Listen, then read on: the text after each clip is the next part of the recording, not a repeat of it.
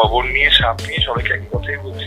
ছোট পর্দার জনপ্রিয় অভিনেতা তৌসিফ মাহবুব এবার এক ভয়ঙ্কর অভিজ্ঞতার মুখোমুখি হয়েছেন। নির্মাতা ভিকি জাহেদের নতুন নাটক খোয়াবনামাতে অভিনয় করতে গিয়ে যা ঘটেছে সেটা সিনেমার চেয়েও বেশি ভয়াবহ।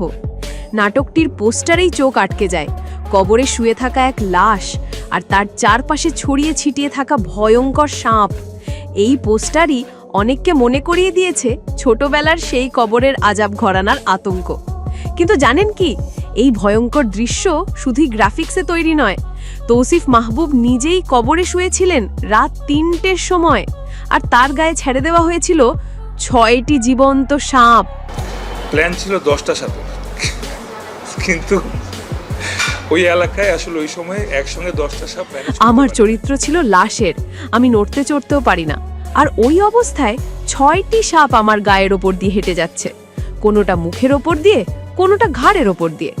আসলে ওই মুহূর্তে যদি কেউ আক্রমণ করত, আমি কিছুই করতে পারতাম না। আমি সবসময় আল্লাহ বিশ্বাস করি, আমি আর কবরের আজাব বিশ্বাস করি।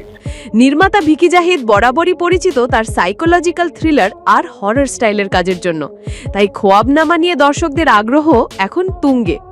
এই নাটকে শুধুই আতঙ্ক না, মৃত্যু, বাস্তবতা আর মানুষের ভেতরের ভয়গুলো উঠে আসবে এক অনন্য উপস্থাপনায়। তৌসিফ মাহবুব কি সত্যিই তার ভয় জয় করতে পেরেছেন? সাপ, কবর আর মৃত্যুর ভয়, এই তিনটেকে একসাথে মোকাবিলা করা কি সত্যিই সম্ভব? নাটক খোয়াবনামা আসছে শীঘ্রই, আর আপনি চাইলে দেখতে পারবেন সেই ভয়ঙ্কর শুটিংয়ের রিয়েল ভিডিও।